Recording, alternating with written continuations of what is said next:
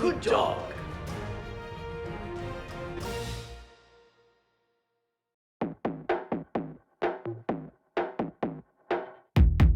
So at the beginning of quarantine, I got a portable tap floor, actually 2 portable tap floors, and each one was 3 feet by 3 feet. So I was figuring I would have a little bit of space to tap on, and it would be 3 feet by 6 feet. And I was, I didn't think it was gonna be amazing, but I was, excited about it. And it's kind of terrible. Like, you tap on it and it just sounds dead. It's just plastic on floor. So you can't really use it on carpet. It's all in tiles and it's a pain in the ass to move around, and deconstructing and reconstructing it and just moving because it's flimsy. It's kind of sucky. And I didn't make one in the beginning because I'm like, oh, if I get plywood, it's just gonna splinter and it's gonna be a hot mess. And so what did I do like 2 months later? I made a tap floor. Yay! Ideally, I would love to have, 4 feet by 8 feet to tap on, but in my space and trying to put it somewhere in the house and whatever, and if I don't want to leave it down all the time, it's just not conducive.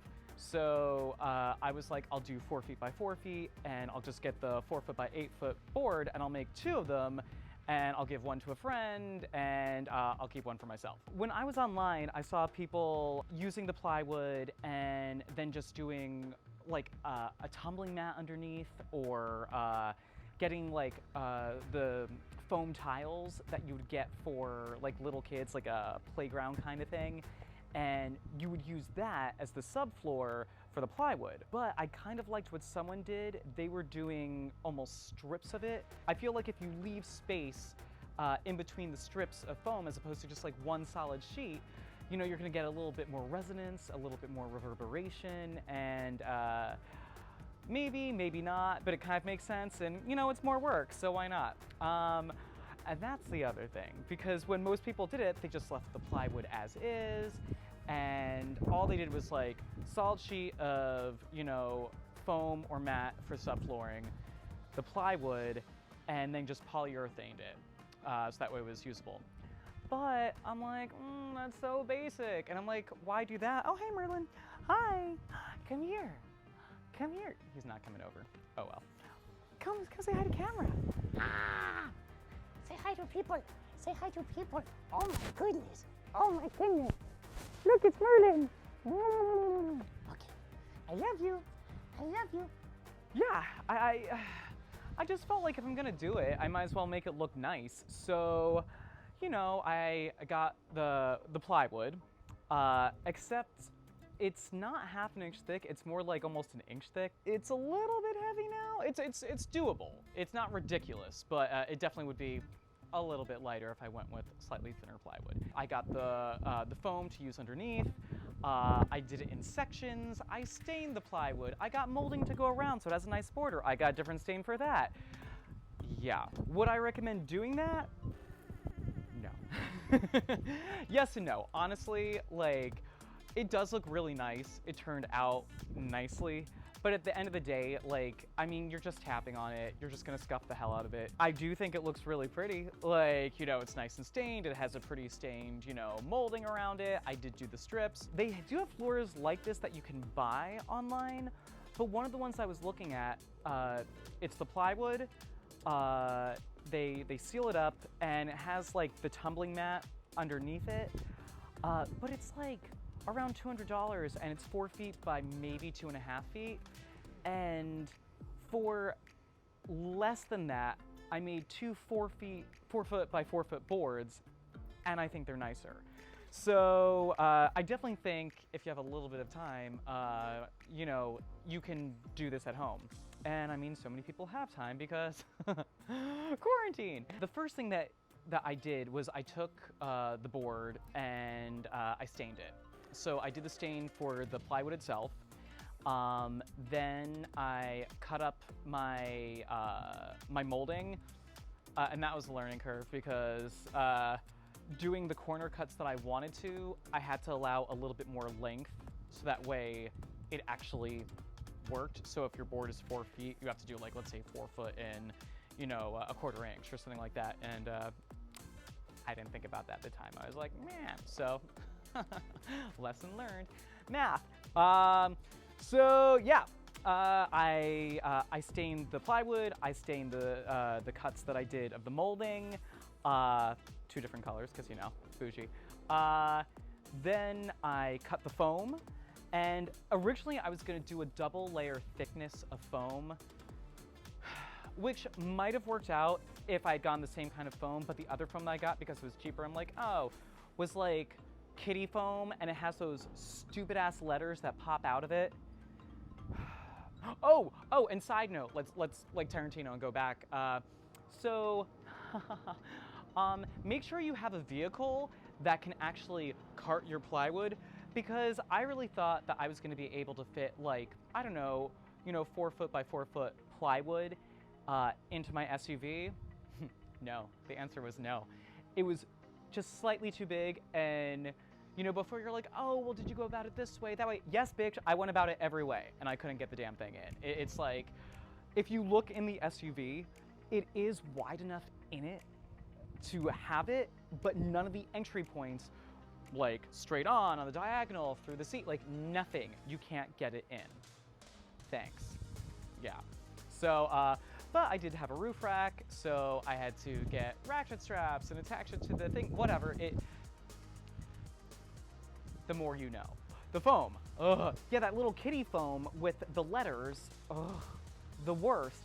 Because trying to cut that stuff, it was a nightmare. And then I'm like, I don't know how well the foam's gonna glue to each other. In the end of it, I just scrapped it and I only did 1 layer of foam. I still did my strips, so I probably did half of the underside.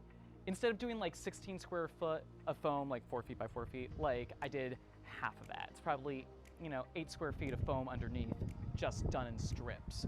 So it's 6 even strips distributed underneath it. After I cut the strips and glued that to the plywood and let that sit, then I did 2 layers of polyurethane. Now the polyurethane that I got was the triple thickness, and so it says on it that it's going to be 3 coats for the typical 1 coat that you would do. Is it really 3 coats? Probably not. But I'm figuring it's at least like, you know, 1.5, 2 comparatively to like normal polyurethane. We'll see. I did 2 coats, I let it dry, and then the next day I did 1 more coat. So the website that I looked at, they had recommended 4 coats of polyurethane, but that's for normal thickness. So I figured with my triple coat stuff, even if it was only 1.5 or like double layer, if I did 3 coats, that would be enough. And after the 3rd coat, it didn't look quite as pretty. Like I felt the wood looked a little bit more vivid before that, but you're gonna be tapping on it anyway and it's gonna get scuffed. But I do feel like after that 3rd coat, it did look solid. So I recommend 3 if you have the triple thickness.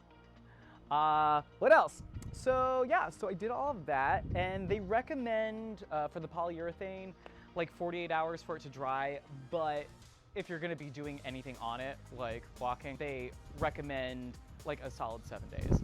So yeah, so it's been over 7 days. So I'll do a little test on a section of the crappy floor so you can hear it and I'll mic it, and then I'll do the good floor.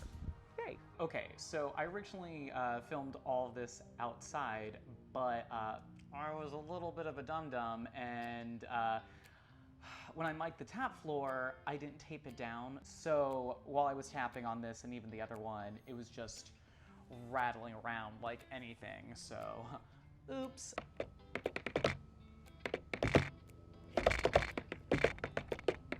So I tapped on this again inside, which I think is actually better because I think even with micing it, you could hear it better.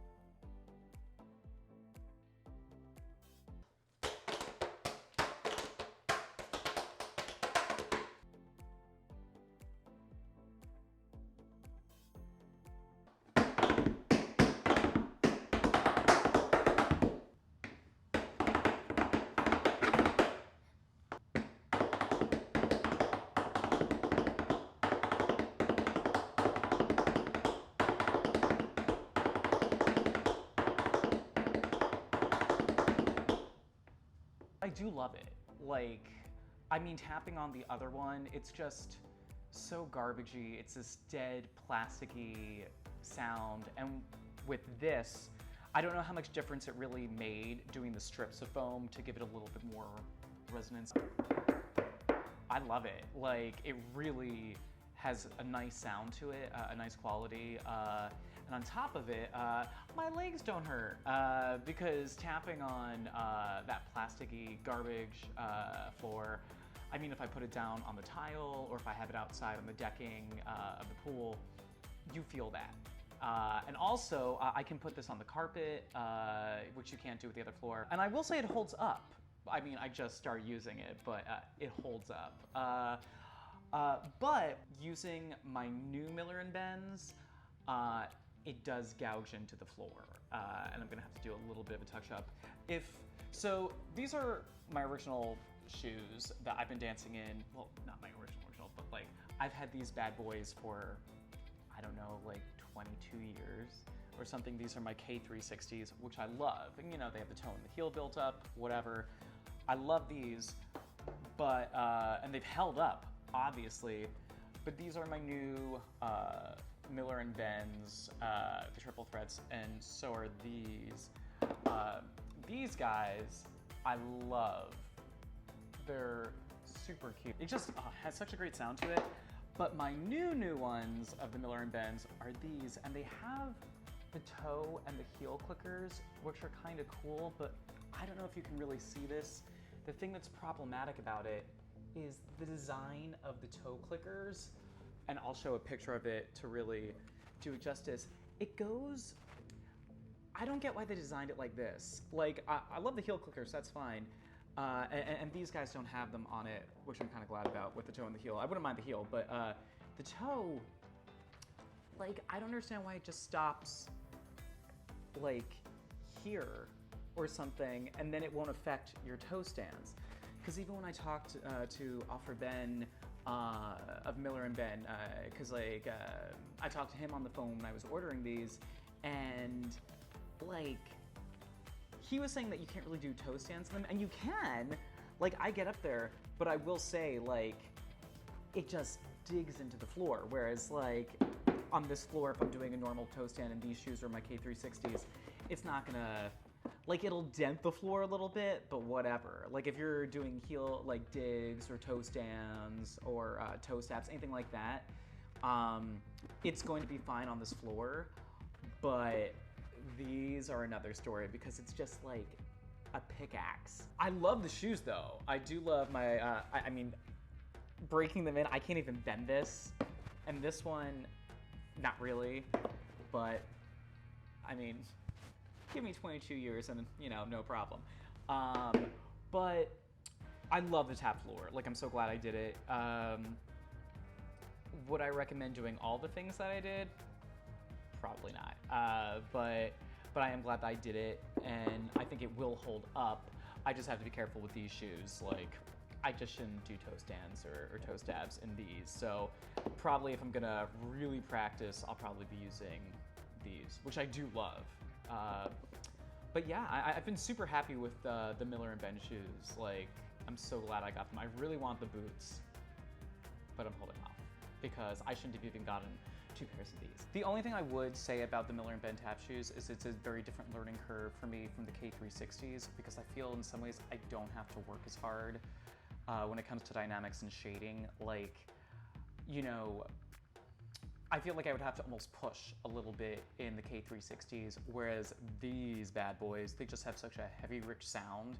So if anything, I just have to pull back a bit. No pun intended. But yeah, I love them. They just have such a rich, heavy sound. And I really do love these. They're super pretty. But yeah, I don't understand the toe clickers. You know, I feel like I just don't understand why you need that extra inch, essentially. Because if they just didn't have that, you could still do all the clicking that you want to do, and it wouldn't affect your toe stands at all, and it won't gouge the floor. That's my only negative for that, because I just don't understand that. But I do love the shoes. And I love my new tap board, yay! Quarantask. So, yeah. I hope you're all doing well and staying sane, and if you have any questions, let me know. But I would highly recommend making your own tap board. Maybe not doing all the crazy shenanigans like staining it and doing the molding that I did and doing the strips of foam. But, I mean, at the end of the day though, it really wasn't the worst thing, and it looks a lot prettier than a lot of the other things I've seen. And so if I'm having it up against the wall or just leaving it down, I'm not mad at it. And I would highly recommend the Miller & Ben tap shoes. I think they're great. So it takes a while to break them in. Oh my God, but worth it. So yay! Stay sane during quarantine and happy tapping. Bye.